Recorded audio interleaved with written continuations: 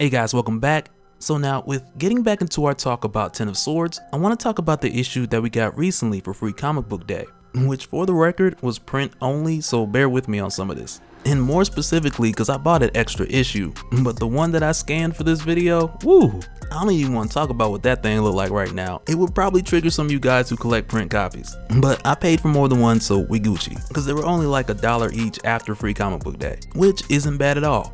So let's get into this. But first, if you're new to the channel, be sure to subscribe to catch your spills every week. And don't forget to hit that bell up top so we can squat up in the comments for the first hour. Alright, so jumping right in, we start off with this mysterious group who's arriving at this slave sun that's said to be hidden in a forgotten place in a forsaken time. And at this location we get the arrival of this unknown fish lady who's accompanied by a minotaur-like figure and these other two who she refers to as Cadeus Quo. And as far as who they are exactly, your guess is as good as mine, but we quickly see that they arrive at this slave sun in order to extract from it something that's been hidden at the center for a very long time. And you can tell pretty quick that whatever is in there, one, somebody went through a lot to have it hidden away, but also in addition to that, whoever these people are, they do have the authority to take out what's in there. So in the process of doing this, they extract this eel-like creature, and with doing so, the pair who she refers to as Quo, they then blow it up and condense a portion of it in order to then take it to Opaluna Saturnyne. And really, though we don't know much about who this group is, they do pull a lot of flexing in this first issue, with not only knowing where this hidden item was, but also with dragging it out of a star, and then in a very nonchalant way destroying the star when they're done. But right after they leave there, they then make their way to Otherworld, to where they arrive at the Starlight Citadel in order to forge and convert this item as a favor for Queen Saturnyne. And really when they arrive here, it gives a bit of explanation to like that hidden location where they got it from, because where else than the Starlight Citadel, which has access to everywhere in the multiverse, would be a better place to find like a hiding place for this mysterious item.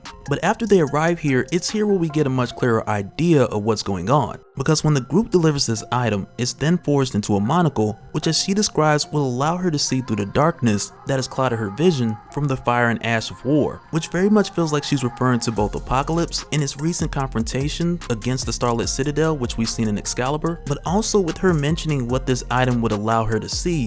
The box which her priestess had brought to her, it then changed from white to this dark color to where only then she could open and see the tarot cards inside.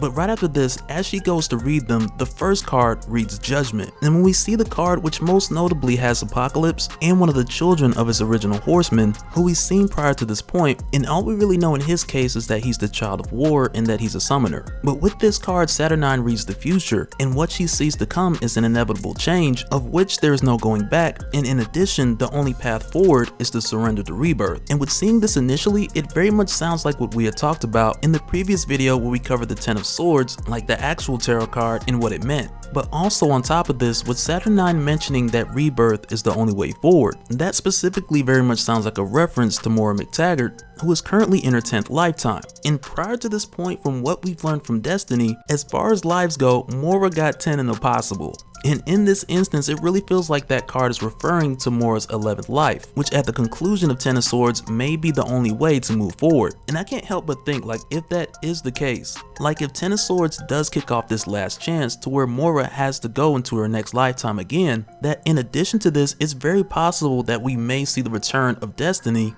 before Moira goes, just to make sure that they're taking every precaution they can, which is just possible because we know Destiny, she's been blacklisted from Resurrections. But even still, much like we talked about, Mystique may have some plans already set in place with the help of Forge, who we know was crazy about her at one point.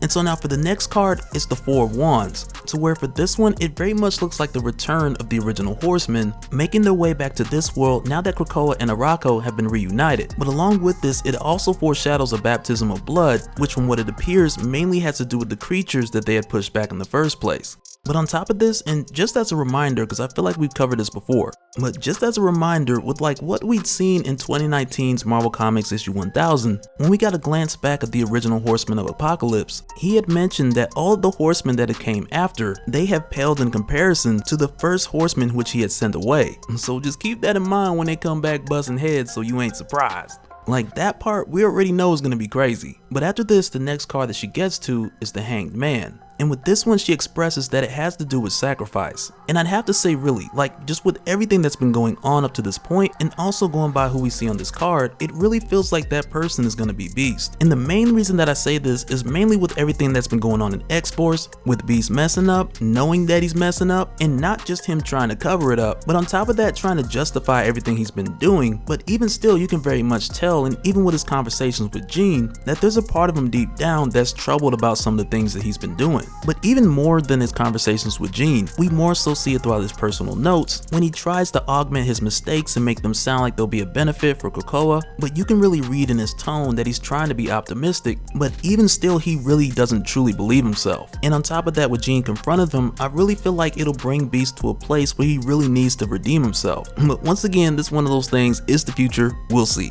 And so now after this, the next card is the Eight of Cups. And with this one, I'm not 100% sure what it's foretelling, but when Saturnyne sees it, she reads disillusionment and abandonment, and normally just your Eight of Cups tarot card, it has to do with shedding emotional baggage in order to move on to something else, which could be a reference for War, one of Apocalypse's original horsemen, it could be a reference for Storm, like any guess is good at this point. And let me know some of your guesses in the comments below. But after this, we then move on to the last card, which is Ten of Swords. And once again, the first video went into a whole deep dive on what the Ten of Swords card is, and there's a link below if you want to check out my deep dive on it. But when we get here, Saturnyne mainly focuses on the point of betrayal. And from what she mentions, it'll come from someone who is expected, to whom my first guess is definitely Sinister, and mainly because so many things have repeated themselves from Moira's previous lifetimes, and if Sinister were to betray mutant kind again, it wouldn't be something new. And also, like, on the thought of it being Sinister, I kinda got mixed feelings about it, because on one hand, I do feel like it would be expected, like he's Sinister, of course that's what he would do, but also there's a part of me that wants to see that betrayal event, which we talked about during Powers of 10, that we never truly got to see play out. So it would be nice to see that, even if it was like a flashback or retelling. But in the case of this upcoming betrayal, the betrayal that's around the corner, it could be pretty much anyone else, and except for Sebastian Shaw, because he already did that in the Marauder series. And once again, you'd expect him to do that. So let me know who you guys think that it may be, and if any of you guys say Apocalypse. Like, I swear, if it's Apocalypse, at that point we're all just gonna be like, oh, here we go again.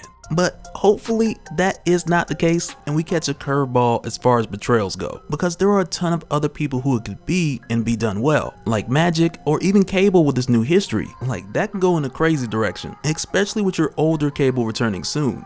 And so now real quick before we go, I want to give a shout out to all the Patreons. Thank you guys for all of your support, and for anyone who's new here who wants more information on how to support the channel, I got a link down below to where you can head to patreon.com/DopeSpill. But that'll do it for this one, guys. Let me know your thoughts down in the comments below, and even what some of your theories are to what any of these cards may mean, and especially in the case of the Eight of Cups, because that one in my opinion was the most vague. But let me know your thoughts down below, and we'll do it again in the next one. Alright, later.